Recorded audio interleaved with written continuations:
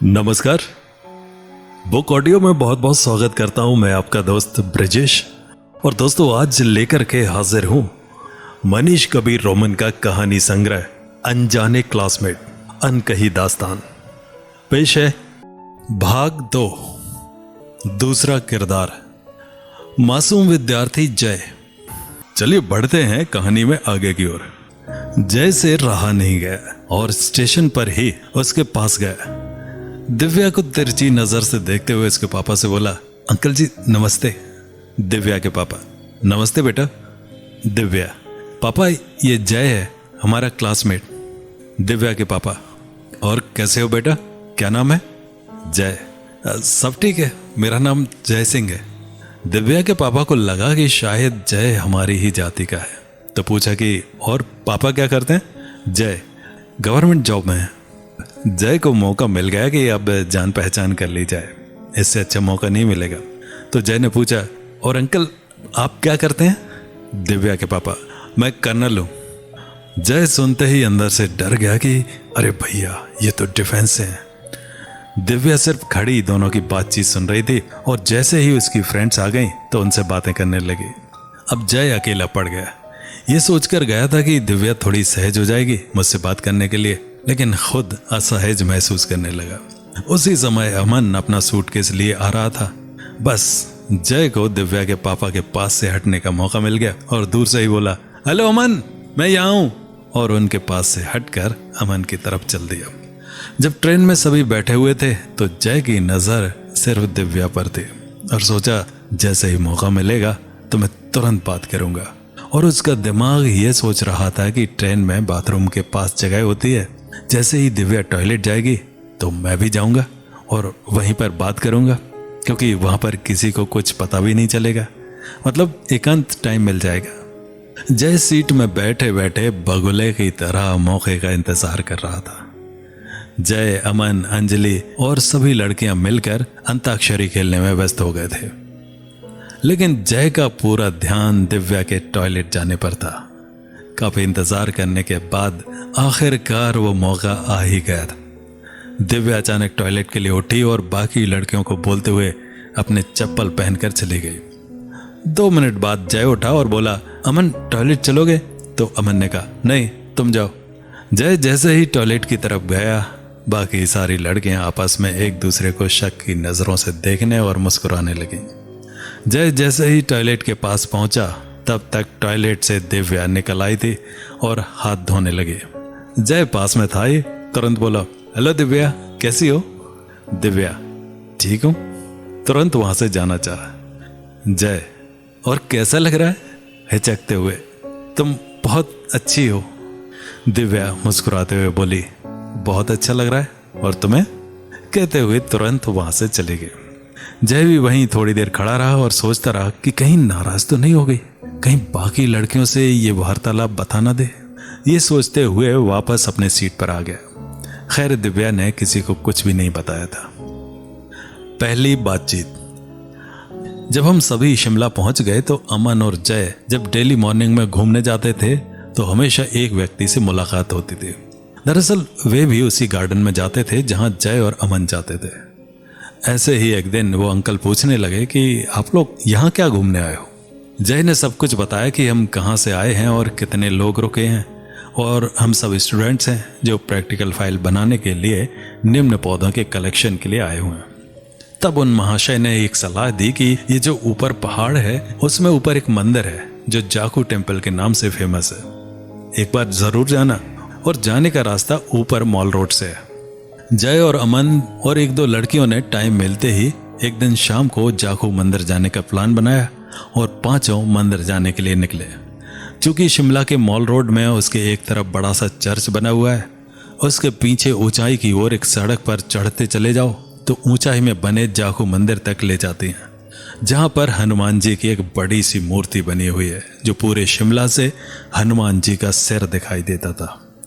यहां तक कि शिमला यूनिवर्सिटी समर हिल से भी देखी जा सकती थी। जय और सभी उस मंदिर जाने वाले रास्ते में चल दिए। क्योंकि सड़क ऊंचाई की तरफ जा रही थी तो सभी थक थक कर चल रहे थे, लेकिन सबके साथ जो आनंद आ रहा था उसका अनुभव कुछ और ही था। अगर और चलना हो तो भी कोई बात नहीं थी। सभी उस पल का आनंद ले रहे थे। वहीं पर जय को दिव्या से बात करने का अच्छा मौका मिल गया और जय ने हिम्मत करके बोला, यहाँ कैसा लग रहा है दिव्या? दिव्या, बहुत अच्छा। और तुम्हें? जय मुस्कुराते हुए, तुमसे अच्छा नहीं। दिव्या, मतलब? जय थोड़ा शर्माते हुए और मुस्कुराते हुए बोला, यह जगह बहुत खूबसूरत है पर तुमसे ज्यादा नहीं। दिव्या, वाह क्या बात है। बाकी सबने सुना तो एक लड़की मजा लेते हुए बोली, क्या बात है दिव्या, यार हम लोग तो बेकार ही यहां तक आए, वहीं पर तुम्हें ही देख लेते। और सब हंसने लगे। इसी तरह के मजाक करते, हाँफते हुए तथा मजे करते हुए सभी मंदिर पहुंच गए थे। वहां जाके देखा कि इतना शांत वातावरण था जैसे दुनिया की भीड़ भाड़ से सुकून भरे वातावरण में आ गए हों, तथा ऊपर से देखने पर दूर दूर तक सुंदर घाटियां दिखाई दे रही थी। जाखू टेम्पल।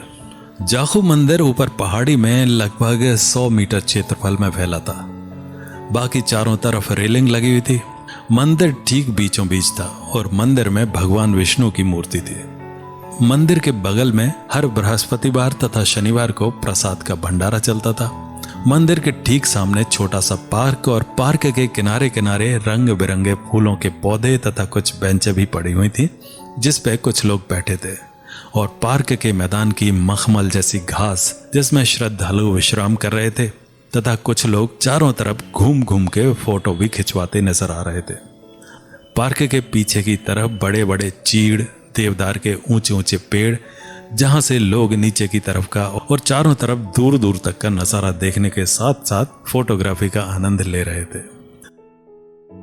दिव्या सहित बाकी लोग दर्शन के लिए थोड़े फूल और लाई रेवड़ी वाला प्रसाद लेकर लाइन में खड़े हो गए। जय ने थोड़े से फूल लिए, दिव्या के पीछे ही लाइन में लग गया और मंदिर में दोनों साथ साथ दर्शन के लिए प्रवेश किए। ऐसा लग रहा था जैसे गृह प्रवेश कर रहे हो। इधर अमन ने इस पल को तुरंत अपने कैमरे में कैद कर लिया।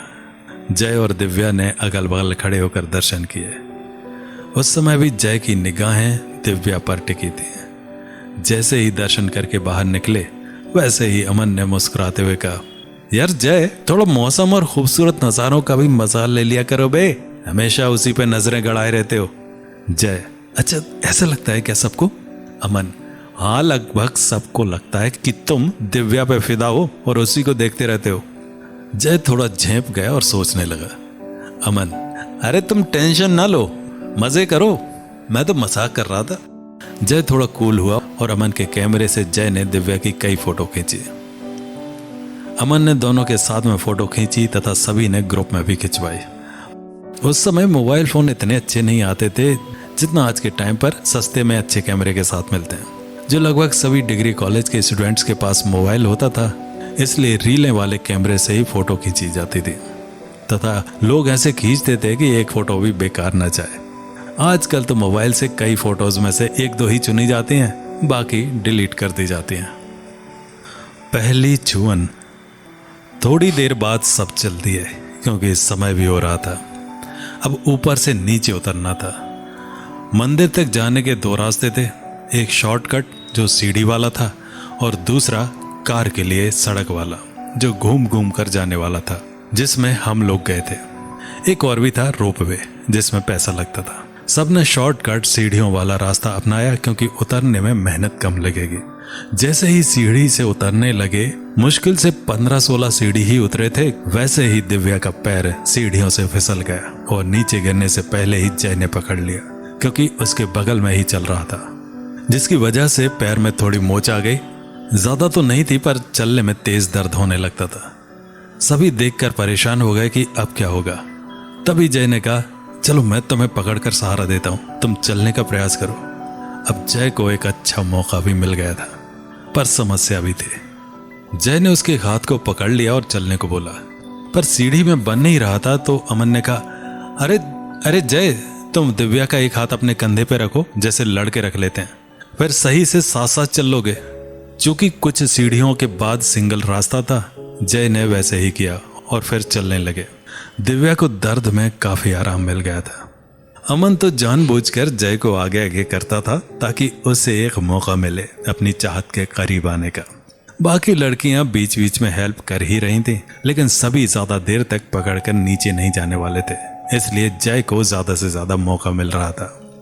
ये सभी समझ भी रहे थे कि जय और दिव्या दोनों के बीच कुछ चल रहा है। कुछ लड़कियों को लग रहा था कि शायद दिव्या जानबूझकर फिसली है, और अमन को लग रहा था कि साला जय भगवान से यही मांगा था। उसी समय जय एक बैसाखी की तरह बन गया था। जैसे विकलांग चला करते हैं, उसी तरह से दिव्या को सहारा देते हुए नीचे ला रहा था, तथा रास्ते में इतना मौका मिल गया था कि सारी बातें जय कह सकता था, पर क्या उतना कुछ कह पाएगा? अमन को विश्वास नहीं था।